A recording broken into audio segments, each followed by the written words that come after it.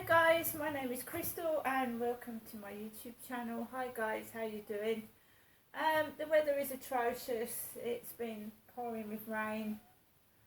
I took Max out for a walk earlier on this morning and I didn't take him all way around the field. He's had an upset stomach. He's okay, but I'm not going to give him, you know, he had his coat on. I put his little doggy coat on and we just went around the block and I brought him back.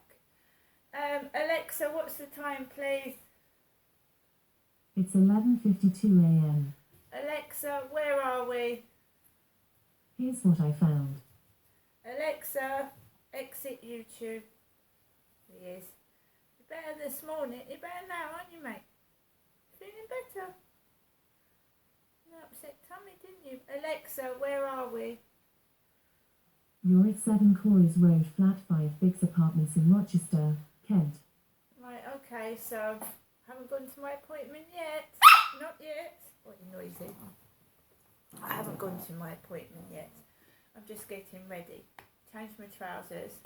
I'm going to change my trainers. But first of all, I want something to eat before I go to the hospital. Now, I'm trying to lose weight. I'm trying to keep my body healthy. So I'm going to cook some Marks and Spencer's chicken soup. Marks and Spencer's chicken soup. As you can see, Max is happy. No one stays miserable with me for long. They do not stay miserable for long with me. Marks and Spencer's cream of chicken soup. Very tasty. Nice chunky pieces of chicken in it. And let's open the can very safely. Let's open the can and it says 3 minutes 30 seconds in the microwave. So I'm going to stick this in my microwave. I'm going to have this for lunch. And while we're waiting, Alexa, can you put LBC radio on? LBC London from Global Player. Being less than half a percentage point, they're going to have to go through a recount. She's already saying, you know, Arizonans can smell BS when they sniff it or whatever. So, but the big picture, James, is that So when they win, everything's hunky dory. When they lose, it's rigged. well, so that's what I thought. But interestingly, actually, with the other ones, there are quite a few other sort of election-denying candidates who've also lost their races. And quite a lot of them have just accepted it. So I was watching this happening yesterday. I was like, well, then has the genie been put back in the bottle then?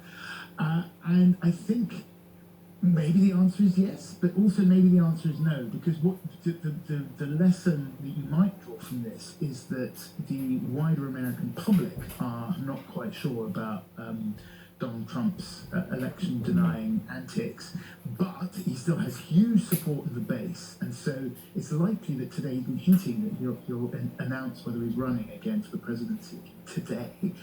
If he does run, I think he has a strong chance in the primaries, and the Republican establishment, much like in 2016, will probably be dead set against him again, and I think he will relish that. Yes. So, but don't count him out yet. Is there a distinction? Do you think, between election deniers, public election deniers who knew they were lying, and public election deniers, possibly including Carrie Lake, who actually believed this nonsense? Yes, I think there was. That basically, after the 2020 election, there was a moment that went on for about 6 months or more, where the Republican Party was recalibrating itself. It was trying to figure out could it make a break from Donald Trump, and in the end, it kind of failed because Donald Trump's endorsement was so valuable that what you saw was lots and lots of candidates, even if they didn't outright deny the election results in 2020, they would hint that there was something a bit iffy about it, a bit off. They would talk about ballot harvesting. They would talk about, without actually saying it was rigged, it was stolen. They would nod to that because they would need to do that, because otherwise Trump would come down against them or endorse somebody else.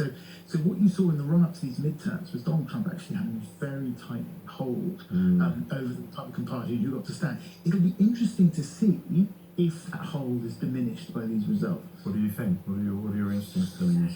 I don't know. You know, I would love it if America sort of pulled back from the brink. But my instinct had been telling me you cannot put that genie back in the bottle, and that, you know, once you start saying, as you pointed out, James, once you start down the road of if I win it's all good, if I lose it's been rigged, how do you step back from that, right? What happens in 2024 if, let's say, Trump runs again and he loses? Like, does he just go, okay, guys, this time it was fine? Or a different candidate runs, stands, but has to nod to the stolen election conspiracy theory because otherwise they won't win the primaries, and then they lose. Do they just go, okay, it's all fine?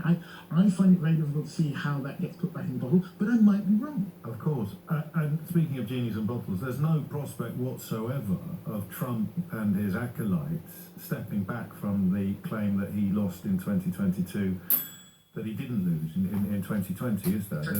Yes, there's no prospect of that happening. I still can't believe we're having these conversations. I don't think that's his style, really, no. is it? It's not. So we'll be going into another election potentially, which is operating on more or less the same principles and premises as the last one, claiming that he won the last one, even though the numbers delivered the opposite. Right. And let's not forget about, it's not just Trump. You know, it's somewhere between 60 and 70% of Republicans believe that the election was stolen. And let's not forget, he may have lost the 2020 election. Alexa, stop. It's very interesting while I was cooking my lunch. So we're trying to keep tidy, so I've got a nice tray. My soup is on the tray, and I've got a spoon there, so I've cooked my own lunch. I've got a nice table to sit at. There we go. Table for one. For me. Nobody is driving me to the hospital. No one is taking me up there, although I'm supposed to be severely mentally disabled. I'm supposed to be in need of dire help, and I'm supposed to be unable to look after myself. I'm supposed to be so mentally disabled I can't function. And here I am, getting myself again to an appointment at the Medway Maritime Hospital by myself with no help from anyone at all. See you later.